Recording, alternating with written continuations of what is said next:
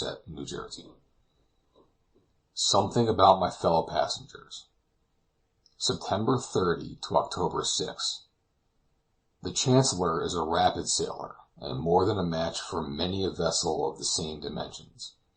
She scuds along merrily in the freshening breeze, leaving in her wake, far as the eye can reach, a long white line of foam, as well defined as a delicate strip of lace stretched upon an azure ground.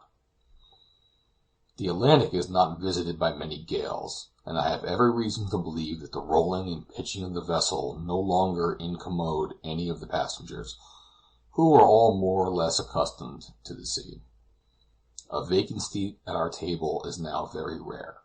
We are beginning to know something about each other, and our daily life, in consequence, is becoming somewhat less monotonous.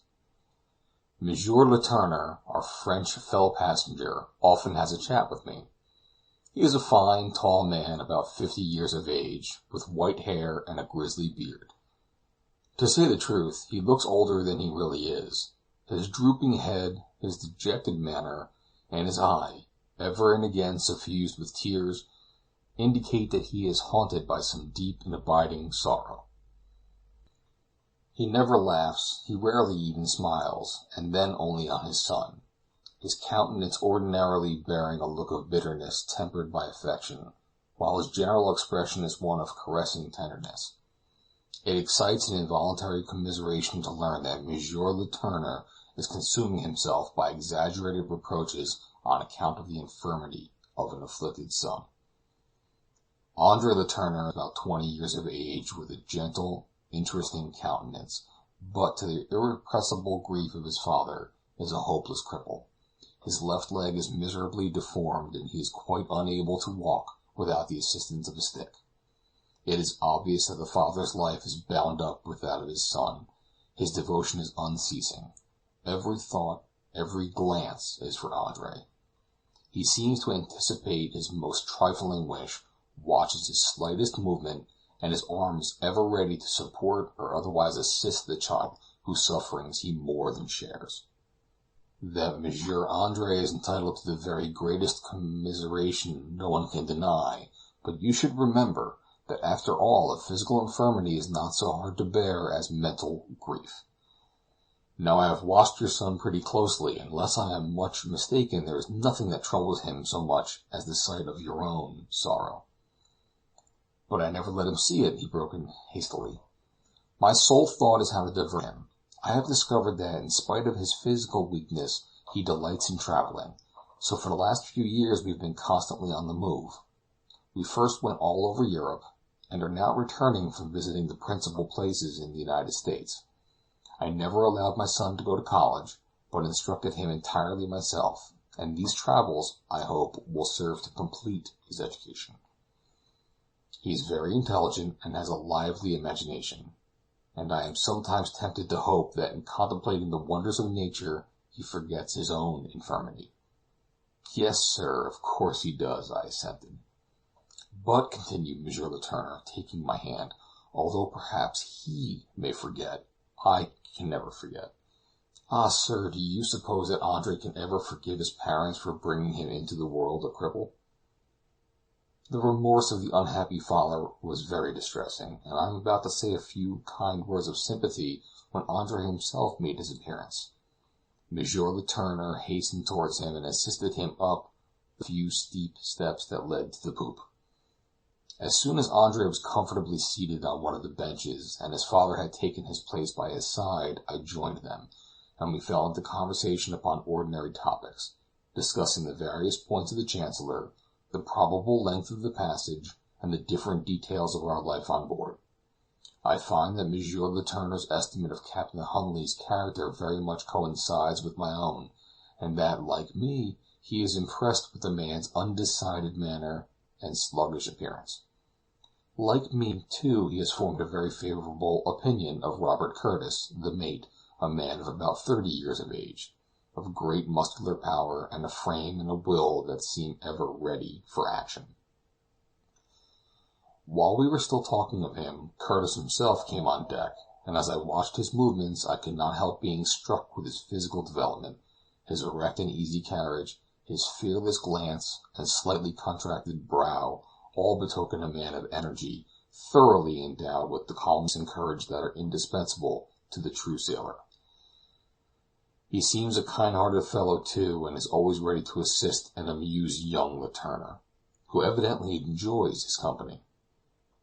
After he had scanned the weather and examined the trim of the sails, he joined our party and proceeded to give us some information about those of our fellow passengers with whom at present we have made but slight acquaintance. Mr. Keir, the American, who is accompanied by his wife, has made a large fortune in the petroleum springs in the United States. He is a man of about 50, a most uninteresting companion, being overwhelmed with the sense of his own wealth and importance, and consequently supremely indifferent to all around him. His hands are always in his pockets, and the chink of money seems to follow him wherever he goes. Vain and conceited, a fool as well as an egotist, he struts about like a peacock showing its plumage, and to borrow the words of the physiognomist Gratiolet, il se flaire, il se savoir, il se gâte.